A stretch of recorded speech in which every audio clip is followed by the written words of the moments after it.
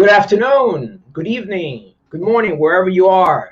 My name is Dan Abella. I'm the organizer of the Philip K. Dick Film Festival. And today I'm very happy to have William Sarill here with us. Now, for those who are not familiar with William, let me share some of the information with you. William Sarill was a graduate student in physics and a film and music critic for Boston Papers at the time he first met Philip K. Dick in 1968. These days, he worked as a biochemist specializing in nutritional and anti-aging research. After meeting PKD at the World Science Fiction Convention in Berkeley, California, William was invited to live with PKD as his house guest for a month during the fall of 1968, at the time Dick's novel A Maze of Death was being written. Subsequently, they remained friends until PKD's untimely death in 1982, during which time they still stayed in touch by occasional phone calls, mails, and visits to the West Coast. Welcome, William. Hey, thanks for having me. Well, I first I recently came across another article. This one, I think it was on the Guardian, and they kept promoting this idea that Phil's visions was a product of massive psychotropic drug use, which I only had to laugh when I heard that, Right. and quote unquote paranoid schizophrenia. So I mean, I've known for long that's not been the case, but instead of me ranting and raving about how dishonest this information, I want to bring you to someone, to our audience, who really lived with Phil, who knew him very well for many, many years. So I just want to backtrack a little bit to the very first moment, how you guys met originally, and maybe we can take it from there. Sure. Yeah. Well, I'd been a fan, a science fiction fan in general. I think the very first Philip K. Dick story I ever read was Contact in Galaxy in, I think it was June or July of 1953. Scared the bejesus out of me. I didn't read any. I was pretty young at that time. I didn't read anything else of his for a few years. And then later on in the 50s, when I was in high school, I read, first I read, I think, The World That Jones Made, which was also interestingly creepy in places, and later Eye in the Sky. Then what happened in the 60s was I really became interested in his work after reading Man in the High Castle, Time Out of Joint, and so forth. So I greatly appreciated his style, his method of really creating mainstream, a sort of a mainstream envelope for science fiction ideas. You could read about characters that interpersonal relationships between married couples, usually the very damaged relationships that you wouldn't see in any other science fiction of that period. I was intrigued by the verisimilitude of his writing, and it felt like he was writing in a novelistic style that it was very unusual for science fiction. And I appreciated the breadth of his ideas. I appreciated his sense of humor. I liked his spiritual input. I mean, there were a bunch of us who regarded him as kind of a spiritual mentor at a certain point in the 60s. We all got introduced to Taoism and the I Ching through The Man in the High Castle. So, of course, I'd been friends with many other science fiction fans, editors, writers, people like the late Terry Carr, who was living in California at the time, and Terry and his wife at the time, Miriam, were friends with Phil.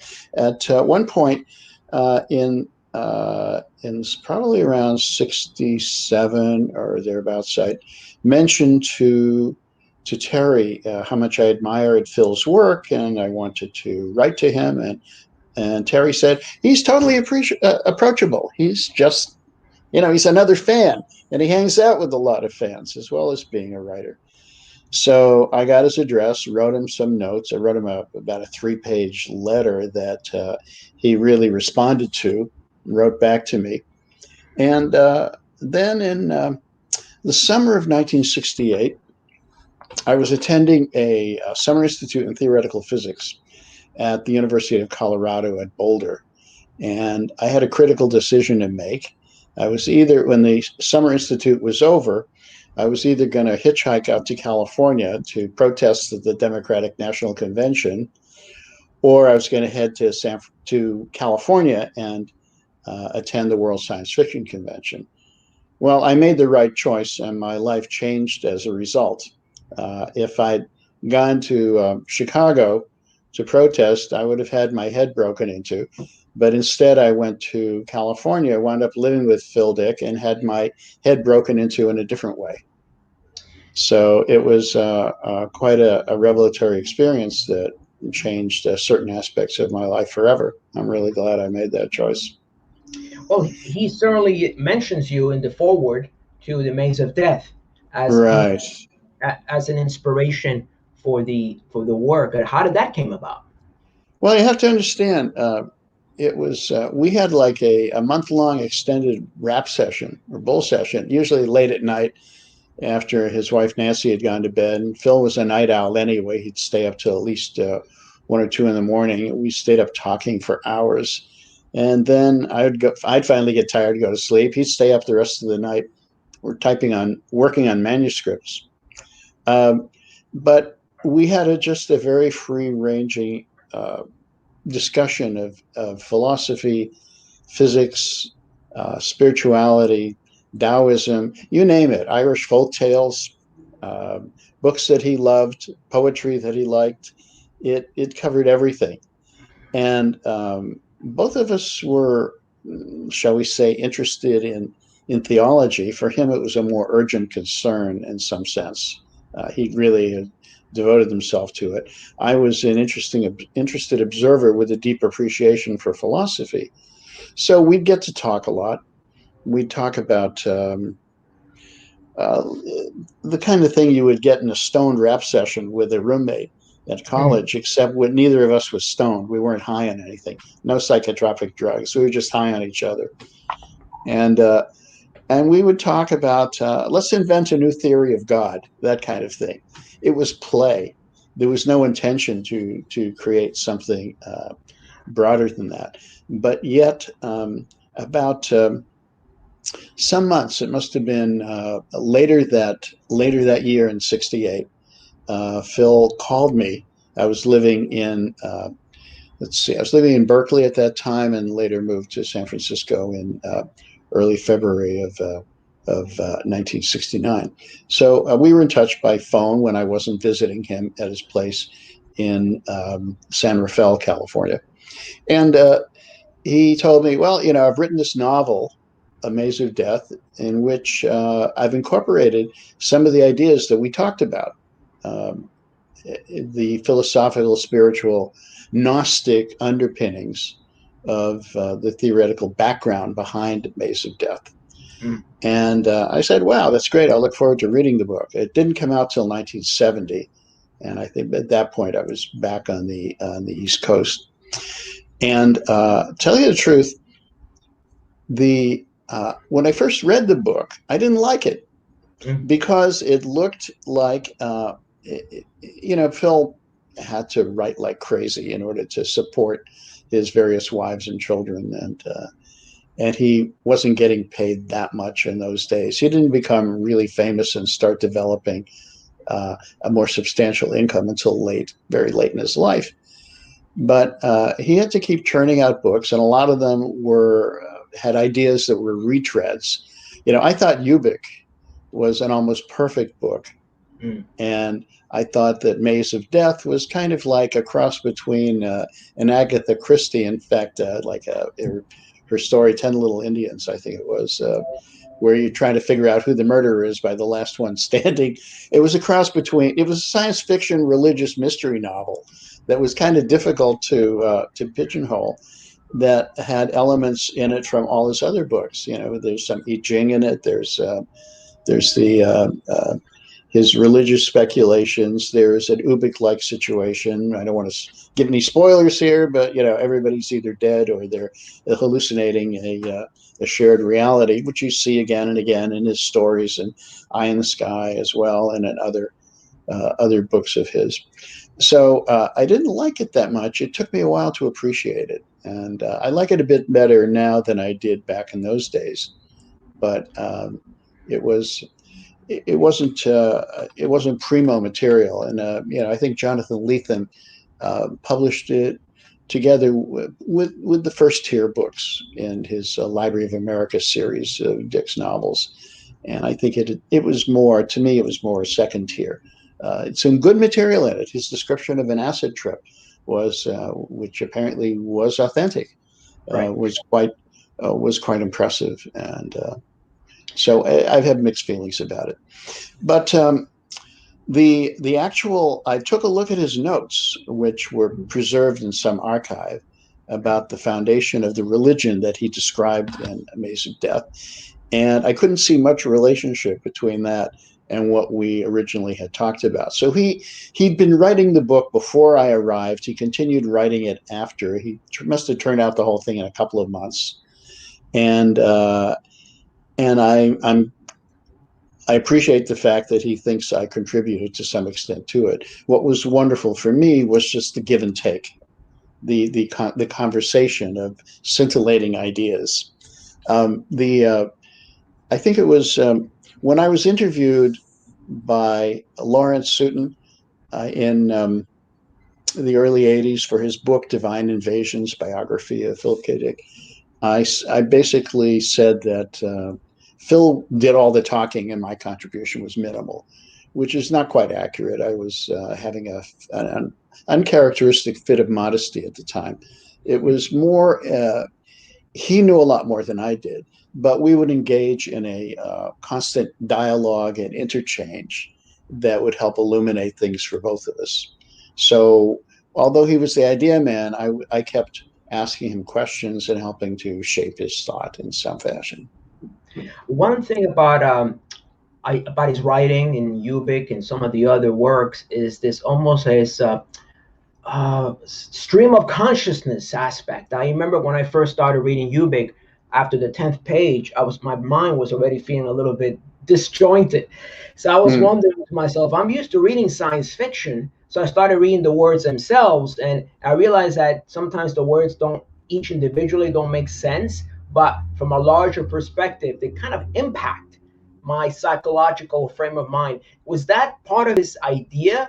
Or was this just simply because he was writing so quickly he didn't bother to edit his work? It's a combination of things. Certainly, he would write very fast. I think he could type 120 words a minute. Wow. And you asked about, you mentioned psychotropic drug use before. There Right. was a period when during the 50s, I guess during the early 60s, but before I met him, when he was using or abusing methamphetamine. Not methamphetamine, benzodrine, which is a different amphetamine. Meth was not really that common in those days, not like it is now. So I want to get that clear. He did take that originally. I think it was because of his asthmatic condition, but of course he found that it revved him up and gave him a lot. It provided some more fuel for his creativity, so he could keep churning out material. Sometimes that material was great. Sometimes it didn't quite hold together. There are some of his early books, his early works that aren't particularly good. Vulcan's Hammer, for example, or what he did, what eventually became Lies Incorporated. I've forgotten the original title, that was put together in sort of a slapdash fashion. And he did repeat themes a lot, and he recycled stories, short stories. That turned into novels, which happened in the days of Perky Pat and Do Androids Dream of Electric Sheep and so forth. Nevertheless, there was enough really, really good stuff to make it worthwhile. Now, some of what he did was, I wouldn't call it exactly stream of consciousness, although he was an admirer of James Joyce and Joyce's style. But he was the kind of prose that he usually went for was more straightforward, like Hemingway, or maybe Dashiell Hammett. Nothing too highfalutin. Not Shakespearean, even though he's been referred to as the Shakespeare of science fiction writers. There's nothing Shakespearean about his writing. You'd call him the Hemingway of science fiction writers, maybe. But I think it was a combination of having to write really quickly and also having an incredibly fertile mind. I mean, the ideas would just constantly pop up, and he would integrate them. He would take notes. He would even his sense of humor was like that. He could. I think what many people appreciate about his books is his sense of humor, fine sense of the absurd. And it shows. It's an aspect of his creativity that shows in all of his writing. Um, with regard to other drug use, he never did any drugs during the entire period I stayed with him or visited him, with the exception, back in '68, the one drug he constantly used was nicotine. He used the snuff. It was Inch Kenneth and Dr. Johnson, I believe, from from a snuff company, and it made an ungodly mess of his beard. But he liked to do it because previously he used to smoke cigarettes and drink scotch, but he had to give up the cigarettes because it gave him pyloric spasms. So he resorted to snuff instead, and that was his favorite psychotropic drug, which is not to say he didn't use other things occasionally. There are references in the exegesis where he, to an acid trip or having done, having smoked a joint or something like that. But I never witnessed any of that. That was pretty relatively infrequent. On the other hand, he hung out with a lot of people who were drug users, and he did have some drug experiences which informed his work, such as the acid trip in A Maze of Death. But beyond that, he did have drug experiences, but not of the kind that you're thinking of. Right. He once had an accidental overdose. At least I think it was accidental, because it's hard to know what was going on with him at times, since he did occasionally have, because of his depression, he occasionally has suicidal tendencies. But I think this was accidental, where he took an overdose of an antidepressant called Tafranil, Mm. and for about 3 days saw a huge looming evil face on the horizon, Oh, and which formed in part his inspiration for a brilliant but very dark story, Faith of Our Fathers, in the collection Dangerous Visions that Harlan Ellison assembled. Now, Ellison had said, "I want you to write a story on the influence of LSD," which Phil didn't do, but he did write a horrific vision. I assume you're familiar with the story of. yes, yes. In fact, that's when he went to see Pike, Bishop Pike, or and he became a Christian, and he felt this was a face of Satan or some kind of evil demiurge. Yeah, I'm not sure at what point he connected with Pike. I think that was, let's see, that story is published in '67. Yeah, I think so. He'd met Nancy before then, who was the daughter of Pike's secretary, and he'd married Nancy by the time I was living with him. A very sweet woman. She took good care of me when I was visiting him. But in any event, he that was a very dark vision he had that was inspired by this accidental overdose. Right. In terms of, then the thing is, let's talk about his mental state for a moment. People have called him paranoid schizophrenic. He was paranoid. In my opinion, he was not schizophrenic. I'm not a psychiatrist, but I've known other psychiatrists who I've discussed his case with, including a friend of mine I introduced to a psychiatrist. I introduced him to Phil Dick on one visit in the '70s. And there are different opinions. I think the saying that he suffered from temporal lobe epilepsy or temporal lobe psychosis doesn't quite match. Although there are people with that kind of condition often tend towards hyper religiosity, and also graphomania, extensive writing, which he certainly did after his revelations in the so-called 2374 Right. mystical insights. Did a lot of that, but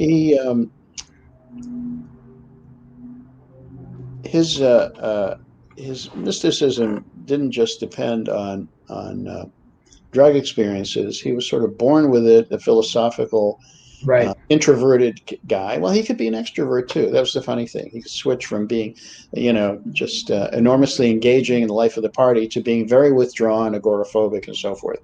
But the paranoia, I suspect, came in part from his years of using amphetamines. It definitely can worsen that. And I think he had a tendency towards that to begin with. As best as I can figure, based on discussions I've had with psychiatrists, it's most likely had bipolar disorder, Mm. manic depressive. Most of the time he was in a depressed state. Once in a while he'd go manic, and Right. he could do a lot of writing in those manic states, and also and I've seen him in both kind of conditions.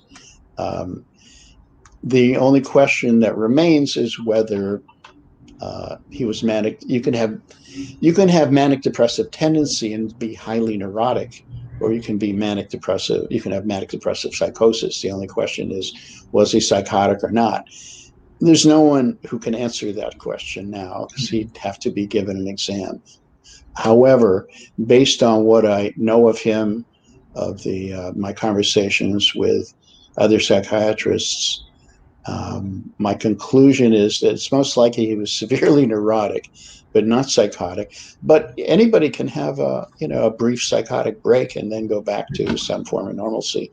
The fact he stayed up all night writing reams and reams of pages about what had happened to him after his mystical experience was not per se a sign of psychosis. To me, it's rather a sign of what we might call a spiritual emergence or Mm. spiritual emergency, when his own brain cracked open in February and March of 1974, and he received a huge download of Right. information, of light, whatever you want to call it, and eventually it totally reprogrammed his life, as you probably read about that Right. incident.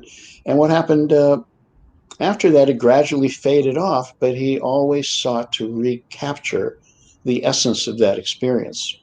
He always wanted to get back to where he'd been in the promised land when that brilliant, all those brilliant insights were flooding into him. And that's why he spent years later continuing to ask questions about, what did I experience? What does it mean? What is my connection to God? What is reality? And that's what the exegesis is really all about, a constant searching without answers. It seems like he had some people would regard him as a fictionalizing philosopher. That it Right. that he would in fact, and his this obsession or interest in religion and Gnostic themes, and actually it's traced back to the very beginning. It's not in after 2374, but you can see in his early writings. Would that be a fair assessment? He was, yeah, certainly. Okay, let me put it this way. He was very well read in a very limited sense. I mean, he didn't go out much. He had his little home library, a set of Will Durant's books on philosophy, a Oh yeah. encyclopedia, philosophy, and so forth. And he read a lot of that, and he had a lot of background information on subjects that were interesting to him, on Gnosticism, for example, and pre-Socratic philosophers. Um, and he all of it went into and whatever he read from science, from physics, for example, or even other material. He would read his wife, his fourth wife, Nancy, told me he would read the science supplements that came with the Sunday papers and try to keep up with what's going on. All of that information, his literary gifts, his insights, his philosophical, religious, spiritual insights, his whatever he read, all went into this giant hopper that from which he could pull out material. It's something that stayed in his, let's say, in his unconscious, that was present for him, so that he could draw on it in any of his later works. And I just want to mention briefly that what happened to him in 1974, his sort of mystical breakthroughs, is not terribly uncommon. That kind of spiritual breakthrough happens to a lot of people, but he was an unusually keen observer of what was going on, and with all of his background, could could constantly interpret and reinterpret what had happened. And it's quite a remarkable piece of writing, especially the first 150 pages or so, where the core of his ideas get expressed from his in the exegesis from what he experienced. But it was definitely informed by everything he'd read before. His interests in Manichaeism, for example, Zoroastrianism, a variety of heresies, and all that. It was then informed. He originally was brought up as a Quaker, but he became Episcopalian, or as he called it, Anglo-Catholic, once he'd met Pike and got inspired by that whole train of thought. Yeah, he told me at one point in I think it was in '68. Yeah, that he said, I and Tony Boucher are the two religious fanatics in the Bay Area. And Tony Boucher was the editor of the magazine of fantasy and science fiction, who'd bought Phil's first story. Were you at all familiar with his friendship with Robert Anton Wilson, whom he mentions? Not really. That's something I can't speak much to. I was aware of Wilson. I didn't really get that deep into what he was doing at that point. And I think I met Phil before before he really connected with RAW anyway. Yeah. Now you wrote a paper, actually. Let's see if I can pull it up here, if I can have it. You wrote a paper on the certain. Let me see if I can find it. It may be a little bit hard for the audience, huh? Maybe this. Yes, right. on Ubik, and you felt that the use of you spend it was I read the whole paper, and it's very you make an interesting argument that Ubik may have been an example of the idea of using Ubik would be an example of some precognitive skills or he had. Well, it's interesting. I think Phil was precognitive. There's some evidence of that, especially in the stories in the exegesis, when he became aware of his son's previously undiagnosed hernia. It was, the boy eventually needed surgery when he was old enough to withstand it, but Phil had picked up on it first. And there were various other incidents that occurred, and really famous ones that Dean Radin of the Institute of Noetic Sciences has described in one of his books, where he talks about how Phil met some people after he'd written the book Flow My Tears, the policeman said, and the people he met had the same names and had the same characteristics and same occupation as the people he'd written about a few years earlier. So it's a pretty good description of precognition. I felt that he was. I mean, let's face it. The world we're living in right now is a Philip K. Dick world. What does that mean? I mean, he predicted this world in a sense. We had the Internet of Things, which you see in Ubik, for example, or some of the just the way that advertising has become more intrusive. Right. The way that we live in a surveillance society at this point. His paranoia is well founded. Paranoia is not paranoia if it's real. So, in many ways, we're living in a Phildikian world, but more than that, we're living in a world of ontological uncertainty. And what I mean by that is, how can we trust reality when the world seems to have gone crazy? I mean, who could have predicted any of the events? Some of the events of the last 5 to 10 years are just so beyond what we would consider as normal that it's like something out of a novel.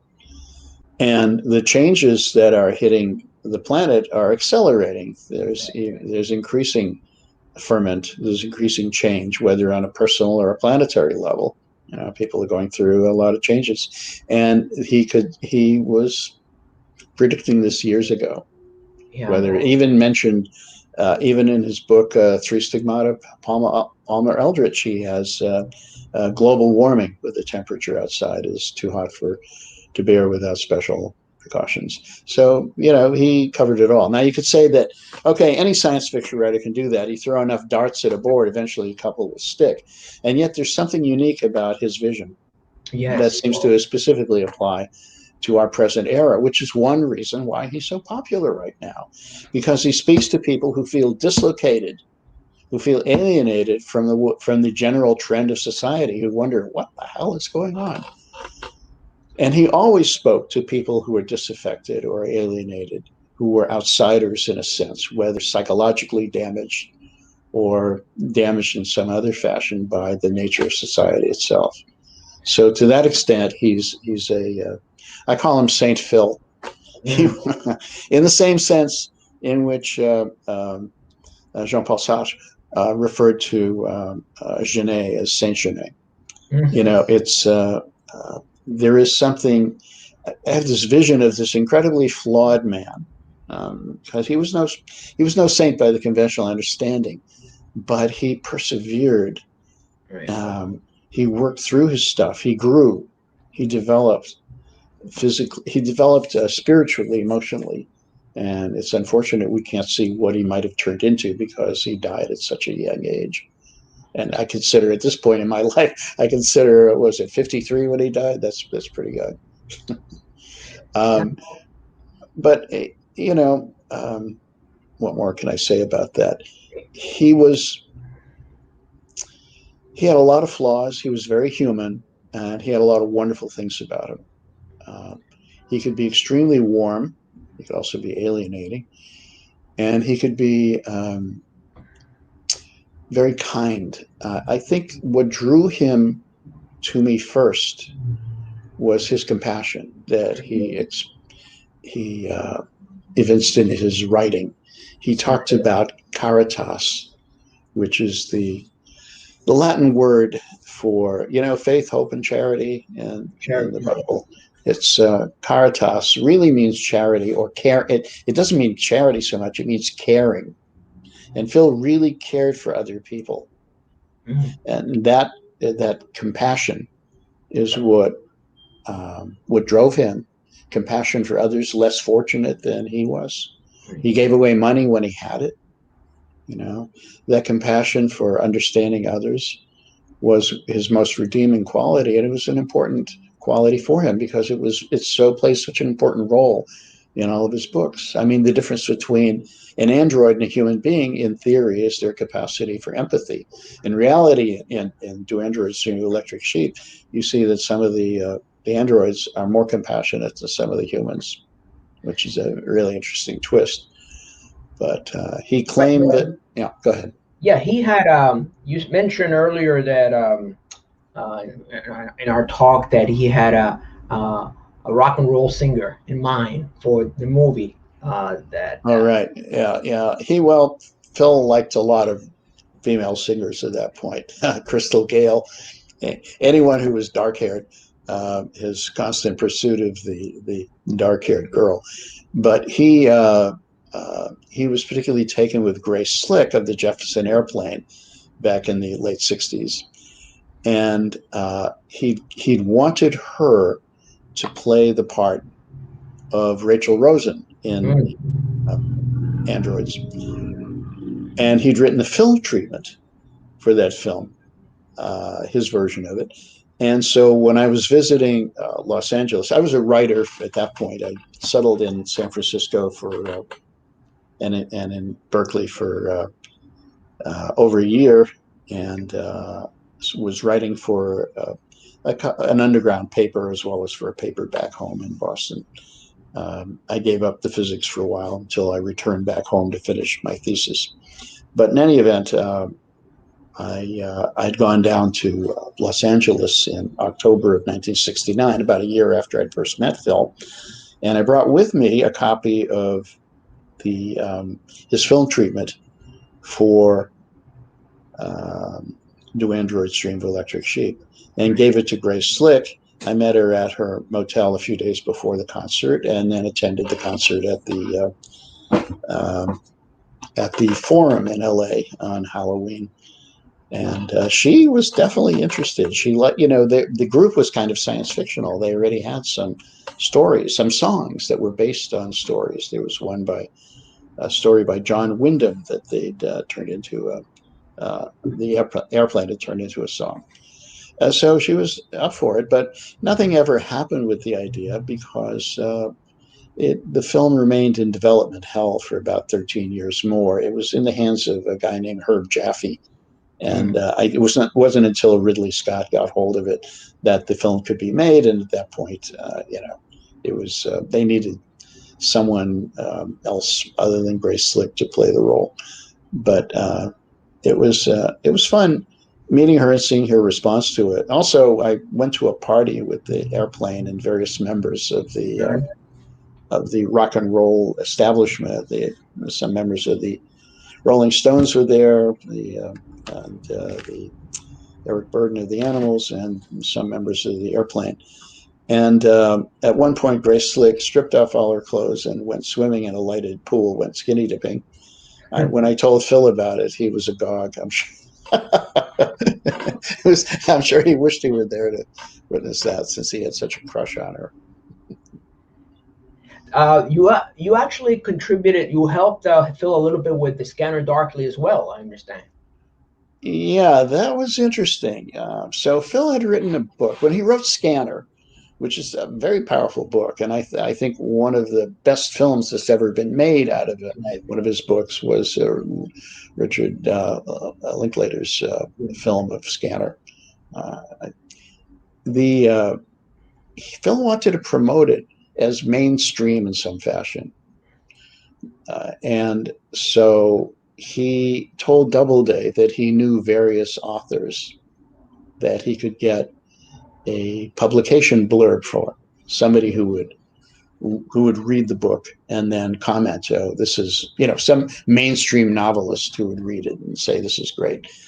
But then he confessed to me, he said, I don't really know anybody who could do that.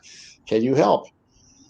So I said, sure, send me some copies of the manuscript and I'll hand them out. So I got a bundle of manuscripts from Doubleday, which were Xerox copies of the original version of the novel, sent them out to various people, tried to get in touch with Kurt Vonnegut, sent one out to Donald Westlake, sent one copy out to Ray Mungo, who I used to know. He was involved with the Liberation News Service and was, had written a book. Was that Famous long ago, I think, and was running a bookstore in the Pacific Northwest. And I thought he would be a good contact. Well, Ray sent it back and said, I can't read it. It's the character of Donna, played in the movie by Winona Ryder, is too sexist. So I had a talk with Phil over the phone. I said, well, you got a problem with this character. I mean, I agreed with Ray's assessment of the character. Donna, the way Donna's written is not very flattering, and it is rather sexist. Now, you have to understand about Phil that he had some complicated relationships with women. But the other thing about him is that he was always willing to examine himself. He always had that truth-seeking ability where he was willing to confront his own nature, his own failings, or what have you. So on the one hand, when I told him that some people thought this chapter, including me, was too sexist, a particular chapter in the book describing Donna, he took offense. And I didn't hear from him for about a month and a half. And then he called me up and he said, he was laughing. He said, I was so unhappy. I was sitting at a bar drinking and saying, he called me sexist. He called me sexist, mispronouncing it. He was offended by what I had suggested, but then he went ahead and rewrote the section. He also had guidance from Judy Lynn Benjamin, who was his editor at that time, I think. I know she was, she was later married to Lester Del Rey. I think she worked with Ballantine Books at one point, but whatever the story was, she was the one who helped reshape that chapter as well. And so the combination, whatever my input was plus hers, wound up with having Donna, the character in the book, turn into a much stronger portrait that wasn't sexist at all and that was appreciated. Uh, let's go back to a very interesting news conference, the one he's known for, the 1977 Mets, where ironically it's being taken off YouTube, or at least you can only see bits and pieces of it now. But it's very interesting to watch people's reactions as this is the first time he talks publicly about the idea that we're living in a simulation, in a computer generated matrix. Right. Yeah. And the reaction was absolutely priceless. Some of these people. Can you just share a little bit about? Because I believe you had the manuscript, right? Or you had the yeah. It was. I didn't go to Metz, but I saw him the year before he left, and I saw him the year after he'd come back. I think he went in '77. He came back. I met him in '77 and in '78, and in the meeting in '78, he gave me the original manuscript that he'd written for that speech, which I later, after his death, I later turned over a copy to Paul Williams of the PKD Society, and Paul arranged for its publication by Doubleday in a collection of essays posthumously. What I understand from Philippe Hupp, that the talk that he gave in Metz was quite different from the manuscript he'd given me, although the ideas, you can still read it. If you find this world bad, you should see some of the others, I think was the essay, had a huge influence on me personally. And I know people at that time couldn't understand it or relate to it, but I found it to be totally revelatory. It had, as I said, it had an enormous influence on my thinking about the nature of reality, the nature of alternative worlds, and how this world gets selected to be manifested out of all the different possibilities, as he describes it, like God reaching into a closet to pick out a new suit, and like, maybe I'll try this one on today, that kind of thing. And of course, it was 22 years after the Met speech that the film The Matrix comes out. Because the Wachowski siblings created that film, and it was like a direct, almost like a direct translation of some of Phil's ideas that are present in the exegesis, the world as a computer program that could be arbitrarily changed, could be reprogrammed at any moment. And what's amazing now is that this is the power of his idea, that now you have mainstream physicists who are actually suggesting that we might actually be living in, there is a possibility. In a simulation, yeah. And that was 20 years ago that anyone would have thought that's just sci-fi, that's bizarre. Yeah. And yeah. Well, I think this speaks to Phil's intuition. The idea of the universe or the laws of the universe being, in a sense, created as a computer program or as an artificial intelligence goes back to the digital physics of Konrad Zuse in 1967, Ed Fredkin later. I'm sure that Phil wasn't aware of any of those works or had read any of them. He arrived at this sui generis by himself. He somehow tapped into this deep understanding of how things work that I've later found support for in the writings of some of the digital physicists or people who are now talking about the simulation hypothesis. And of course, his whole thing about simulation was also of interest to philosophers as well. Jean Baudrillard in particular his book on simulacra, Right. in which he references Phil's book on simulacra, but I don't think he understood it at all because it doesn't not really directly related to what Baudrillard was talking about.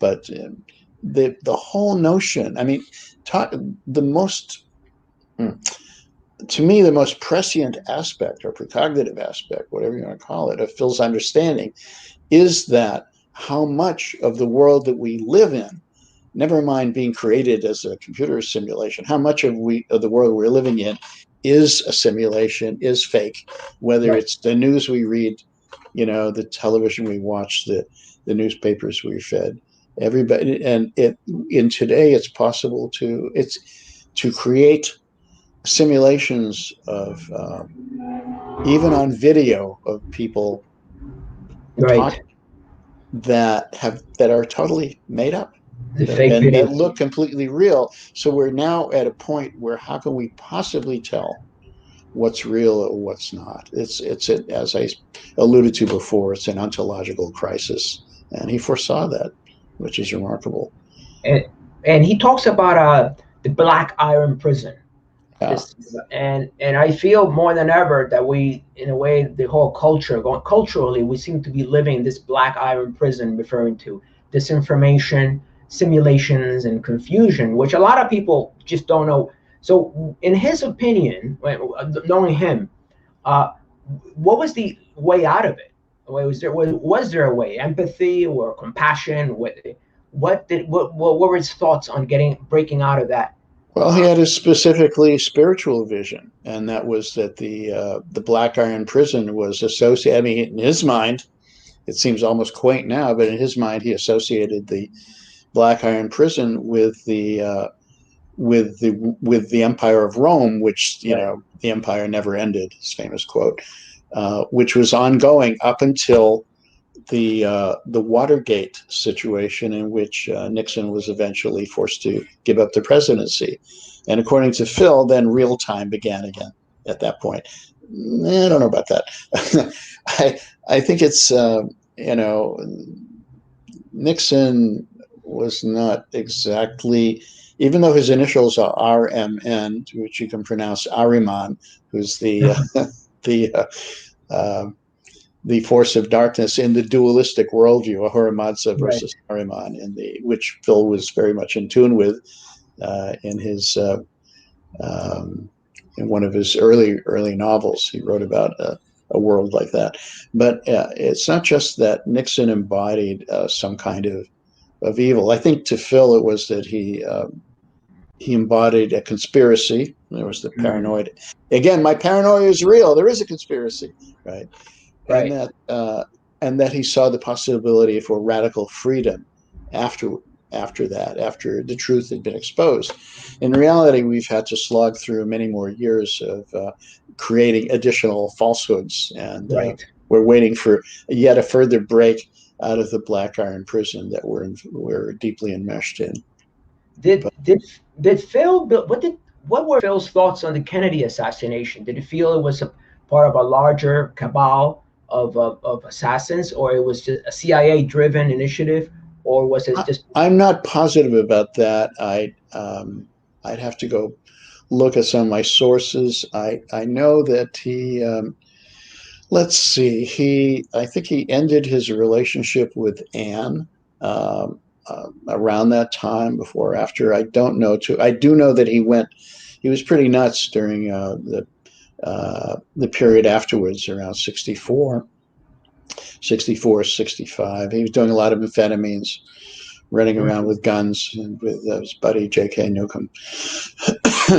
But I don't know. I'm not sure to what extent he felt that the Kennedy assassination was part of the whole scene. It wouldn't surprise me if he was if that were the case, but we really didn't talk about that. We did talk about other aspects of politics, however, and Phil. It's interesting. It's Phil. It's very hard to pigeonhole him in many different ways, including, there are people who want to own him as a liberal. There are people who want to own him as a conservative. Um, On the conservative side, or at least libertarian side, I mean, he's opposed to government in general, to government surveillance, Right. in particular. He was anti-abortion, but that came out of his religious views. I mean, it's I can't fault him for that. That was his own personal choice, even if he wrote stories about it that offended Joanna Russ. But beyond that, his views were, he's basically saw himself as a blue collar kind of guy, and Right. all of his heroes like Joe Chip are basically blue collar kinds of guys, not intellectuals and so forth. And he was, for example, he was a supporter of, in general, of liberal movements, in particular of.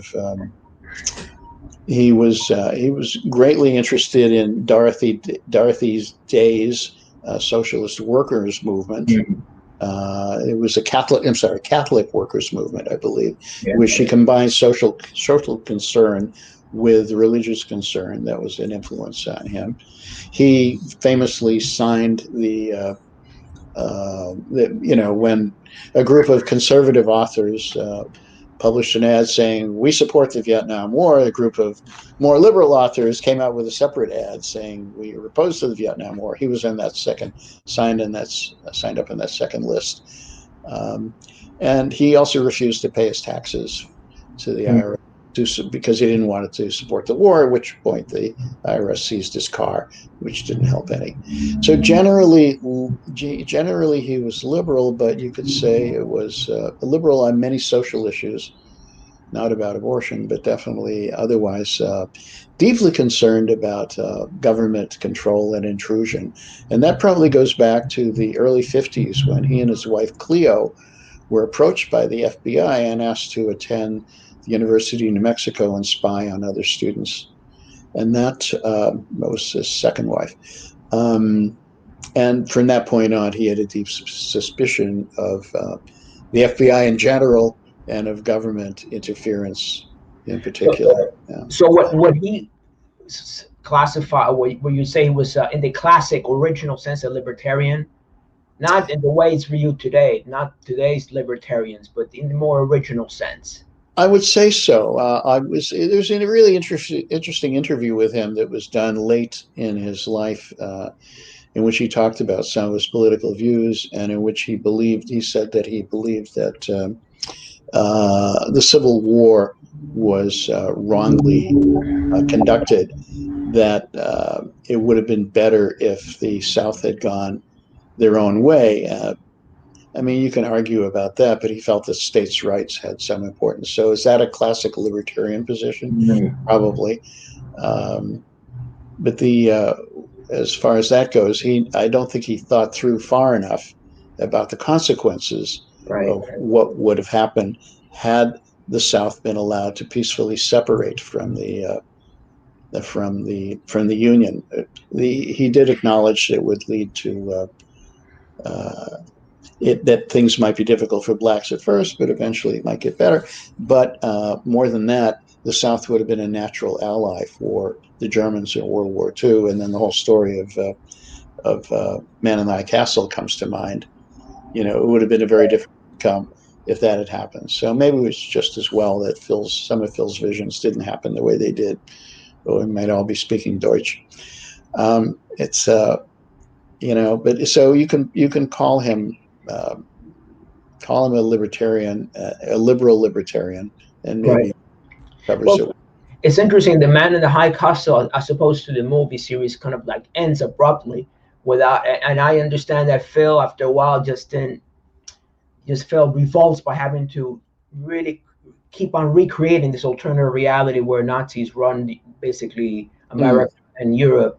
Was that the reason it ends? Because a lot of people say, It's interesting. I had some talks with him about that book specifically. I mean, he told me he had, in fact, what he said, he did 5,000 separate plot decisions using the I Ching to determine how the story was going to work out.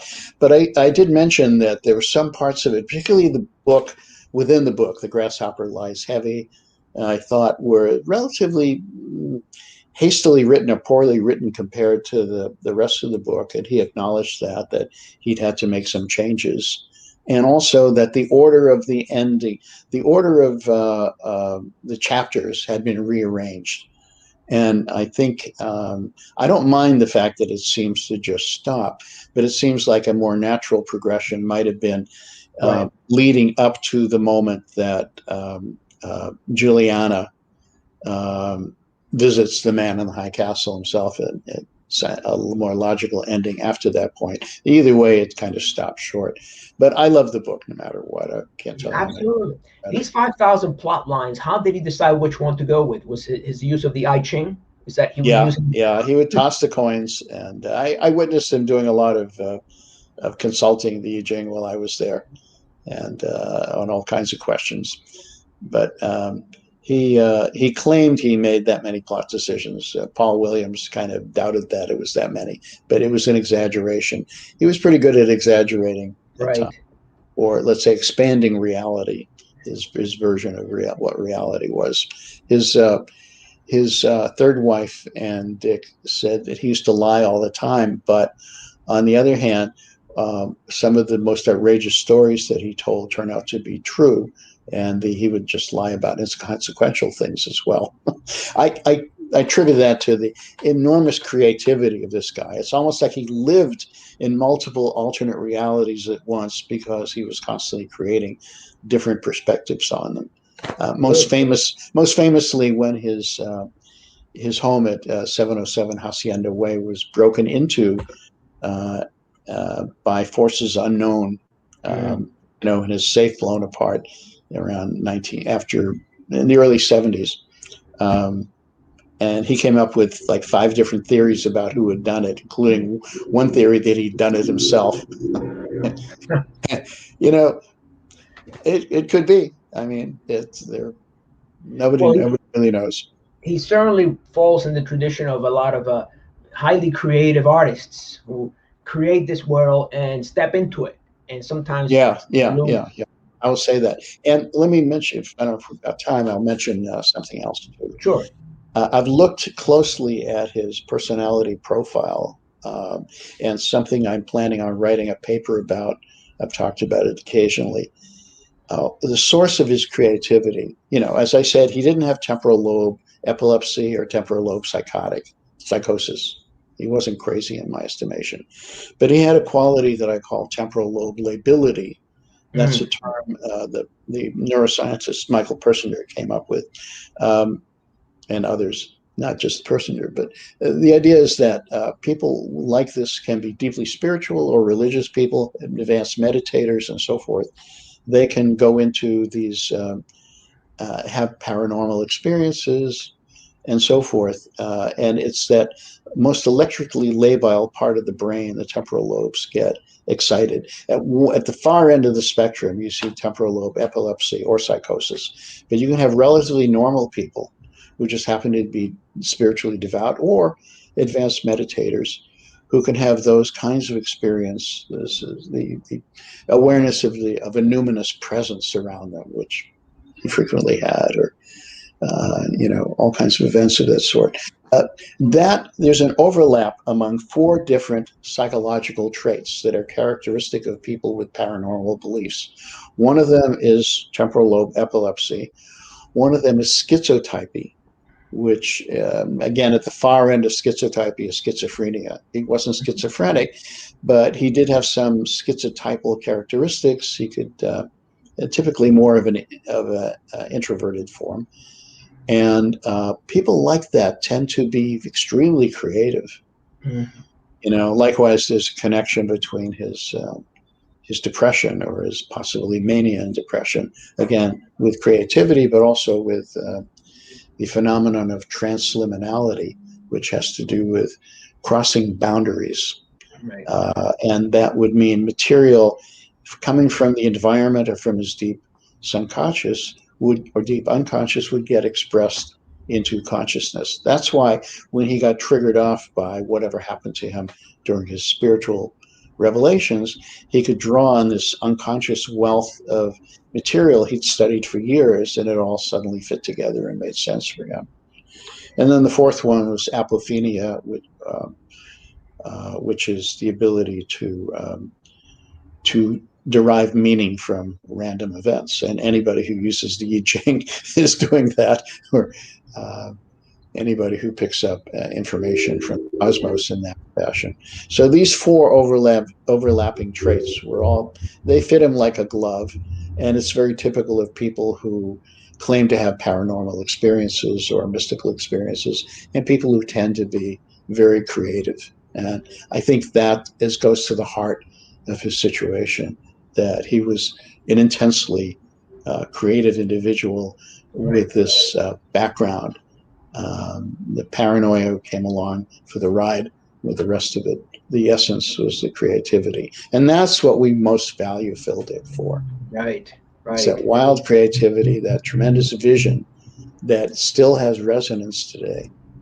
There's almost a prophetic quality about his writing that's is very tangible. And I cannot help but think that some of these experiences that the medical world likes to refer to as anomalous or are something we should have more of, more ecstasy, more epiphany, more religious visions, because it seems like a lot of people seem to be lost in the world. And you mentioned that Phil, after his 2374 experience, he wanted to recapture that moment of bliss, of grace, or Yeah. whatever you want to call it, Transcendence. Yeah. transcendence. And that's something that I think all of us could benefit for more in this day and age of mechanization and aromatic consciousness. I just want to take a couple of minutes here. I have a few questions people have asked, if you don't mind. Yeah. Uh, One fellow mentioned, you might be familiar with this, that Ubik, there is an Arabic translation, is I am Ubik, before the universe was I am. There is the father in Arabic, Google translation from the Arabic is Ubik, father. Hmm. Uh, Before the universe was and I am, I made the suns, I made the worlds, I created lives and places. Do you Right. think Phil might have been familiar with Arabic or some more esoteric translations of that? He was into Sufism. I know that much. Okay, Yeah, but indirectly, I'm not sure to how deep his knowledge of Sufism lasted, but he was definitely influenced by some of the great Sufi thinkers. And trying to remember if that included Ibn Arabi or yeah, not sure. okay. So, but there, he took in everything. He's sure that he's so rare as a writer. When I read him, it's really enjoyable. That's why we've done PKD talks, because I Yeah, think that in a weird way we're trying to perpetuate that tradition of bringing in different thinkers and writers, and because the world is too specialized now and we're kind of losing sight of the big picture. uh, yeah, High tech, cryptocurrency. I mean, this is maddening. Yet the bigger picture, I don't see too many people who are able to connect the dots across the board. So, one last question is: it is sad to see that Phil would maybe the last year of his life he came into some funds as a result of the movie Blade Runner, or at least the rough cuts or yeah. advance he was given. But most of his life, he really did not live financially that well. What were his thoughts on seeing the rough cut? I would say the dailies, as I Well, understand it. he had some famous disagreements with Ridley Scott because he wanted the book was changed markedly in order to make it into a film, and it's really a separate work of art. Right. It's you can't really say that the film is directly a film of the book, but nevertheless, the visuals, which what he saw, he said that's exactly what I saw. In other words, the scenes of this L.A. of the future, which is actually the present, Right. we've caught up with it at this point. Um, to him, looked like the dystopian future that he was trying to envision. And so that part at least he was pleased with, but he never got to see the entire film, and I suspect he would have been displeased with the totality of it because it differed so much from his vision. And of course, he even famously refused to write the novelization of it because it would have been a different book from Do Androids Dream Electric Sheep. He was don't want to call him a purist exactly, but he was he had literary standards that were very important to him. He took himself seriously as a writer, and he was not by any means a sellout. Right. And that's part of his legacy as well. This sort of iron-bound ethical standard as an author, and he stood up for other authors as well. For the integrity of their work. I think that says a lot about him as well. Certainly would. He will be, even though Hollywood is not, in a weird way, Hollywood has continued because it's getting people to go back to his original work. So even though his adaptations, with the exception of Scanner Darkly, are kind of ridiculous, in a strange way, they're, the people who are into it say they're more fascinated by his ideas will go back to the original works. Yeah. And that's where I see a redeeming quality to that as well. Well, William, it's been a pleasure. Thank you.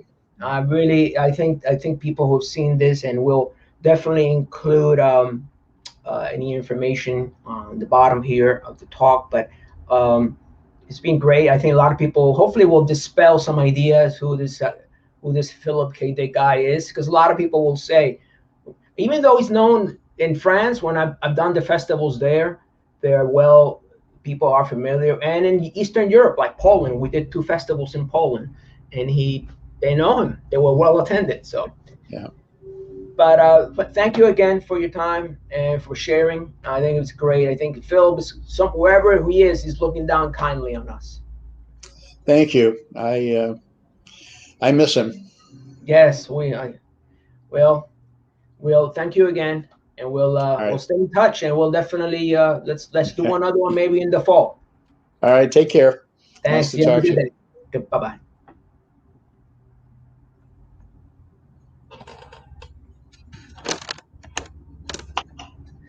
Well, folks, this brings us to another segment of PKD Talks. Hopefully you've enjoyed this very enlightening and fascinating talk with William Sarill on his friendship with Philip K. Dick. Please like that button and subscribe to our channel. We hope to bring more people, more writers and thinkers in the weeks and months to come. So you guys enjoy. God bless, and we'll see you real soon. Bye-bye.